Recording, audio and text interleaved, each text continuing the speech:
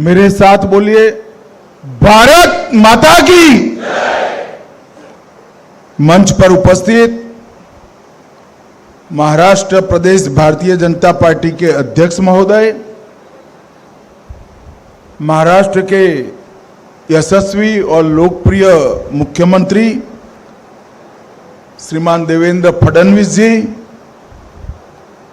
मंच पर बैठे हुए महाराष्ट्र और मुंबई भारतीय जनता पार्टी के पूर्व अध्यक्ष, राज्य सरकार के वरिष्ठ मंत्रीगण, उपस्थित सभी प्रमुख कार्यकर्ता, आप सभी को मनपूर्वक मैं प्रणाम करना चाहता हूं। जब मैं यहां आया हूं और ऐसे शुभ मौके पर आया हूं, तब छत्रपति शिवाजी महाराज और पुण्य श्लोक अहिल्याबाई की स्मृति को भी प्रणाम कर मेरी बात की शुरुआत करना चाहता हूं। मित्रों, आज हम सभी भारतीय जनता पार्टी के कार्यकर्ताओं के लिए और विशेषकर महाराष्ट्र भारतीय जनता पार्टी के कार्यकर्ताओं के लिए बड़ा शुभ दिन है, क्योंकि आज महाराष्ट्र प्रदेश भाजपा अपने नए कार्यालय का भूमि पूजन कर इतिहास में एक नई शुरुआत करने जा रहा है। जब से हमारी पार्टी की स्थापना हुई, तब से 1950 से लेकर 2025 तक भारतीय जनता पार्टी के हर छोटे मोटे कार्यकर्ता से लेकर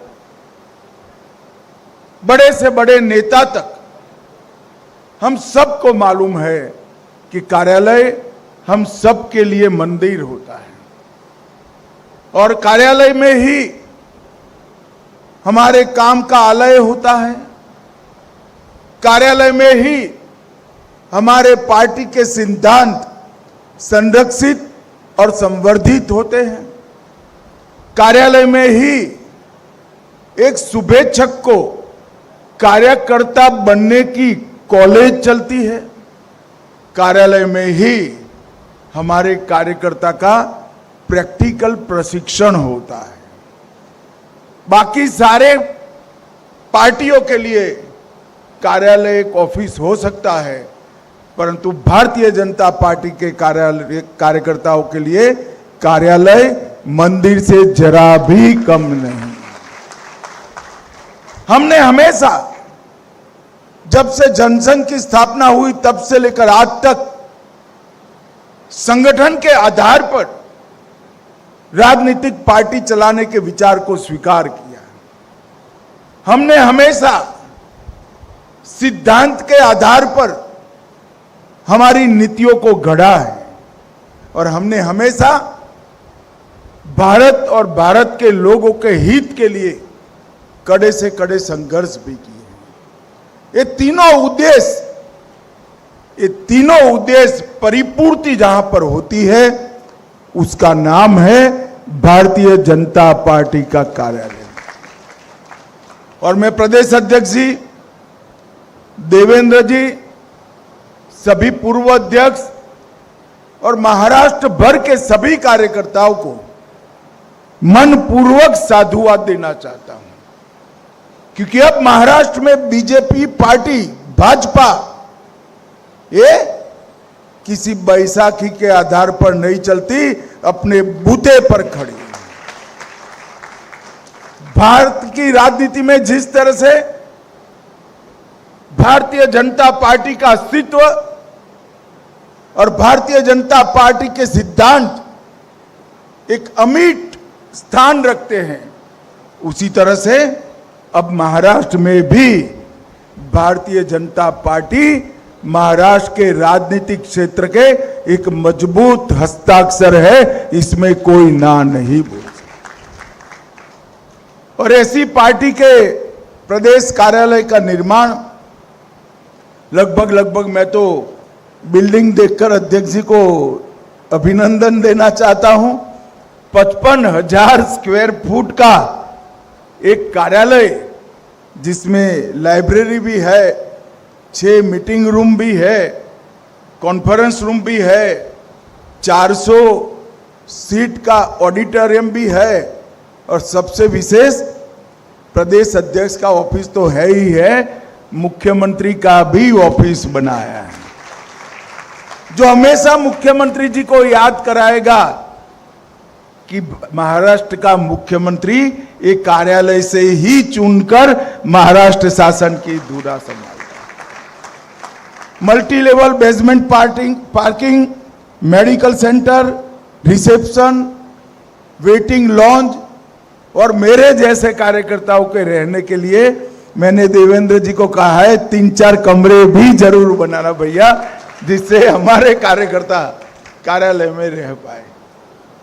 मित्रों, मुझे बहुत आनंद है कि महाराष्ट्र प्रदेश भारतीय जनता पार्टी न केवल महाराष्ट्र में मजबूत हुई, महाराष्ट्र प्रदेश भाजपा ने अपनी परंपराओं को भी याद रखा है और इस स्मरण को अपनी कृति से साबित करने का भी काम किया है। यही भूमि है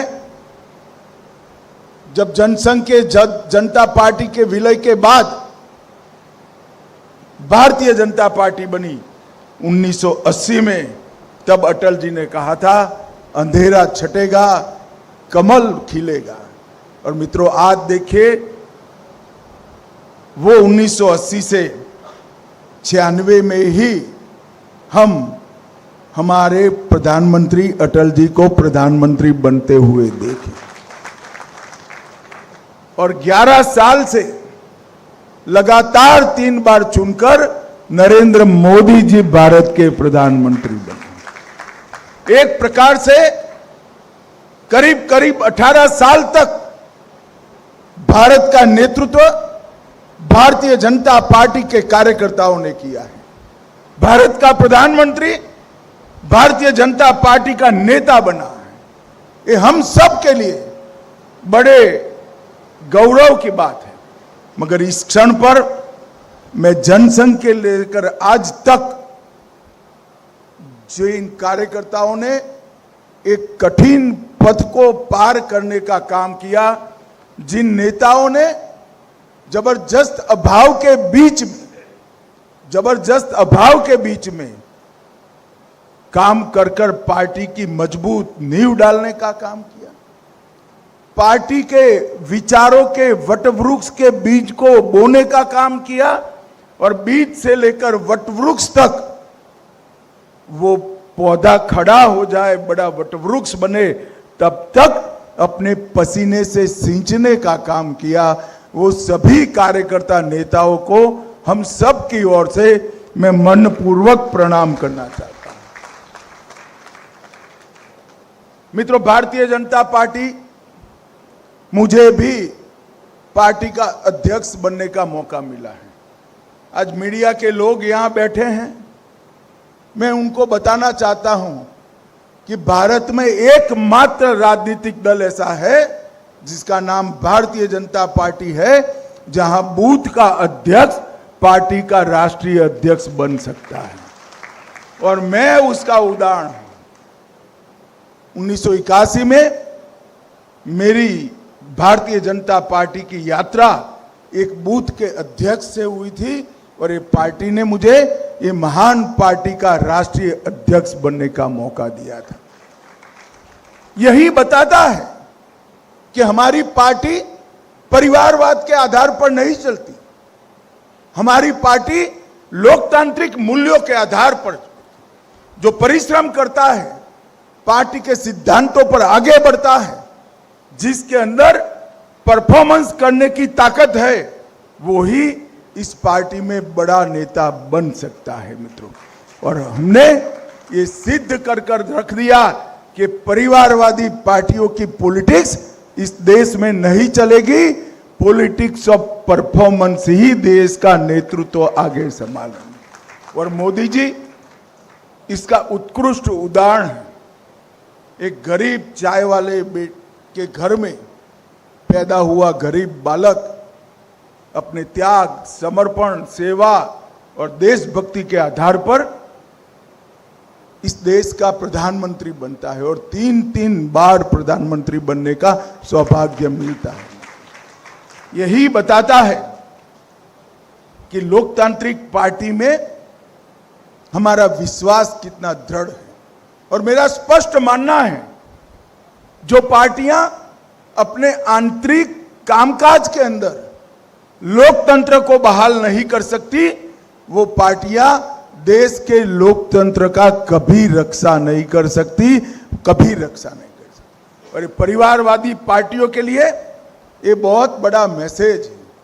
मित्रों, आज महाराष्ट्र भारतीय जनता पार्टी अपने नूतन कार्यालय का भूमि पूजन कर रही, उस वक्त जो बचा कुछा काम बाकी है जिला मुख्यालयों का, मेरा अध्यक्ष जी और देवेंद्र जी से अनुरोध है कि 2026 दिसंबर तय कर लो, महाराष्ट्र के 100% जिलों में भारतीय जनता पार्टी का कार्यालय बनाना चाहिए।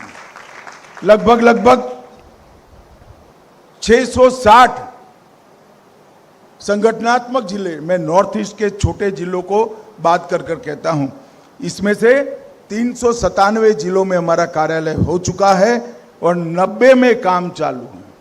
तो लगभग देश भी 100% की दिशा में आगे बढ़ रहा है।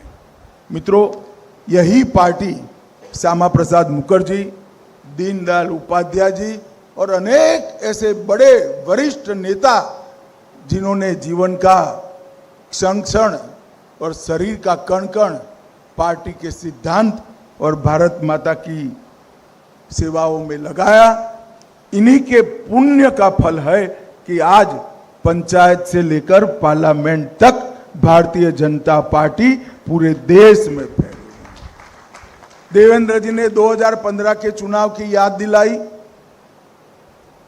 मैं पार्टी का अध्यक्ष बना था और चुनाव आया था।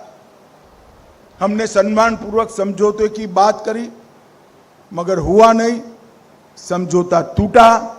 हम बहुत लंबे समय के बाद स्वतंत्र रूप से लड़े और महाराष्ट्र को पहला भारतीय जनता पार्टी का मुख्यमंत्री मिला। और फिर लगातार 3 बार हम देवेंद्र जी के नेतृत्व में एनडीए महाराष्ट्र के अंदर विजयी हुआ है। और देवेंद्र जी आज फिर से एक बार मुख्यमंत्री बनकर हमारे सामने। मित्रों, महाराष्ट्र में भी डबल इंजन सरकार हो गई है। आप सभी को उससे संतोष होगा, मगर मुझे इससे संतोष नहीं है। डबल इंजन सरकार नहीं चाहिए, ट्रिपल इंजन सरकार चाहिए। तहसील पंचायत, जिला पंचायत, म्युनिसिपैलिटी और म्युनिसिपल कॉरपोरेशन मैं भारतीय जनता पार्टी के कार्यकर्ताओं का आह्वान करना चाहता हूं कि इतने दमखम के साथ लड़िए कि विरोधियों का सुपड़ा साफ हो जाए। दूरबीन लेकर कहीं पर वो दिखाई न पड़े, इतने प्रचंड आवेग और परिश्रम के साथ इस चुनाव को हमने लड़ना भी है और जीतना भी। देश की जनता भारतीय जनता पार्टी के स्वागत के लिए तैयार है। यही बताता है, यही महाराष्ट्र में हम 2014 में 4थे नंबर की पार्टी हुआ करते थे और आज महाराष्ट्र में हम पहले नंबर की पार्टी बनकर हो गए। और ये स्थिति देश भर की, क्योंकि हम जब सत्ता में आए, पूर्ण बहुमत के साथ हमारी सरकार बनी।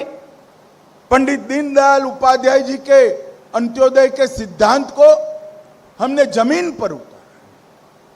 हमने इस देश के 60 करोड़ गरीबों के लिए घर में बिजली, गैस का सिलेंडर, शौचालय, पीने का पानी, प्रति व्यक्ति 5 किलो मुफ्त अनाज, हर व्यक्ति को 5 लाख तक की मेडिकल की सुविधाएं, न जाने कितने उपहार देकर गरीबों का जीवन हमने दुष्कर था उसको सुलभ बनाने का काम किया है। देश का अर्थतंत्र 11वें नंबर था, हम 4थे नंबर पर लेकर आए, देश को समृद्ध किया है। और मित्रों, देश को सुरक्षित करने का काम भी भारतीय जनता पार्टी के नेता नरेंद्र मोदी के नेतृत्व में। देश पर जितने भी बड़े आतंकवादी हमले हुए, करने वाले और कराने वाले दोनों को दंडित करने का काम भारत के सीमा की सुरक्षा करने वाले जवानों ने। और इसका बहुत रिसेंट नजदीक के भूतकाल का उदाहरण है ऑपरेशन सिंदूर। पहलगांव में हमारे निर्दोष यात्रियों को धर्म पूछकर मारा था। हमने धर्म पूछे बगैर जहां वो छिपे थे वहां जाकर पाकिस्तान के घर में घुसकर सफाया किया। और ऑपरेशन महादेव ने वो कांड करने वालों को भी उनकी गति की ओर आगे बढ़ाया। करने वाले भी गए, कराने वाले भी गए और पूरी दुनिया में एक संदेश गया कि भारत की सीमा और सेना इसके साथ छेड़खानी नहीं करते, वरना नतीजे भुगतने पड़ते। मित्रों, कई सारे नए विकास के आयाम मोदी जी ने गढ़े हैं। मैं तो आश्चर्यचकित हूं। आज ही हमारी दरियाई व्यापार की पूरे दुनिया भर के सभी सेक्टर की एक बहुत बड़ी समिट की शुरुआत हुई। सिर्फ हमारे पोर्ट और पोर्ट से संलग्न सारी इंडस्ट्री का जो विकास हुआ है वो देखते हैं तो भी आंखें चकाचौंध हो जाती है। परंतु इसके साथ साथ हम विचारधारा के आधार पर चलने वाले पार्टी, सांस्कृतिक राष्ट्रवाद के आधार पर हम देश को आगे बढ़ाने का प्रण लेकर चले हुए लोग। हमारे कई वादे 1950 से थे। हम 1950 से मानते थे कि अयोध्या में जहां राम भगवान का जन्म हुआ था वहां भव्य राम मंदिर बनना चाहिए। और मित्रों, वो काम भी नरेंद्र मोदी सरकार ने 2019 में पूरा किया। हम मानते थे कि धारा 370 देश की एकता और अखंडता के खिलाफ एक चैलेंज है। आतंकवादियों का वैचारिक पोषण करने के लिए ही धारा 370 हमेशा प्रेरित रहती है। वो धारा 370 को भी खत्म कर दिया। मित्रों, सीए भी लाए, ट्रिपल तलाक भी समाप्त हो गया और कुछ राज्यों ने कॉमन सिविल कोड की शुरुआत भी कर रही है। हमारे सारे वैचारिक मुद्दे मोदी जी के नेतृत्व में इस 11 साल में हमें समाप्त करें। अब आगे हमारे सामने लक्ष्य है कि 2047 में एक आत्मनिर्भर और पूर्ण विकसित भारत की रचना करना। ऐसा भारत जो आजादी की जब शताब्दी मनाई जाए तब पूरे विश्व के अंदर हर क्षेत्र में भारत सर्वप्रथम हो, ऐसा भारत का निर्माण करने के लिए आगे बढ़ना है। हमारे पुरखों ने ये पार्टी यहां पर लाकर हमें सौंपी है। हमारी जिम्मेदारी है कि आने वाली पीढ़ियां भी सिद्धांत के आधार पर राजनीति करने वाली हो। इसकी निर्मिति करने की, वो पीढ़ियों की निर्मिति करने की जिम्मेदारी हमारी है। और मैं मानता हूं आज जिस कार्यालय का भूमि पूजन हुआ है वो महाराष्ट्र प्रदेश भारतीय जनता पार्टी का नया कार्यालय आने वाली पीढ़ियों तक, आने वाली कई पीढ़ियों तक, देश की आजादी की शताब्दी तक ऐसे ही देव दुर्लभ कार्यकर्ताओं का सृजन करती रहेगी। इसका मुझे विश्वास है। मंच पर बैठे हुए पूरा नेतृत्व और हमारे सामने बैठे हुए प्रतीकात्मक रूप से बैठे हुए लाखों कार्यकर्ताओं के प्रतिनिधि को मनपूर्वक मैं बधाई देता हूं, अभिनंदन देना चाहता हूं और आप सभी को प्रणाम कर मेरी वाणी को विराम देता हूं। वंदे मातरम।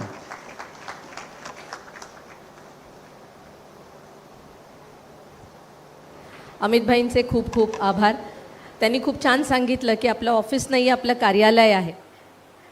परिवारवादाचा मानणारा हा पक्ष नाही, पण एक परिवार म्हणून भावनिक बंधांनी जोडला गेलेल्या अशा भारतीय जनता पक्षाच्या कार्यकर्त्याचं हे खऱ्या अर्थाने सुरक्षित असं आवास असणार आहे।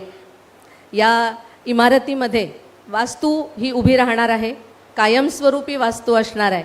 त्यामुळे मुख्यमंत्र्यांची सगळ्या मान्यवरांना विनंती करते की त्यांनी व्यासपीठावर आसनस्थ व्हावं। माननीय अमित भाईंचं, अमितजी साटम यांनाही विनंती करते की त्यांनीही रविदादांच्या सोबत राहावं आणि माननीय आपले केंद्रीय गृहमंत्री अमित भाई शहा यांचं त्यांनी स्वागत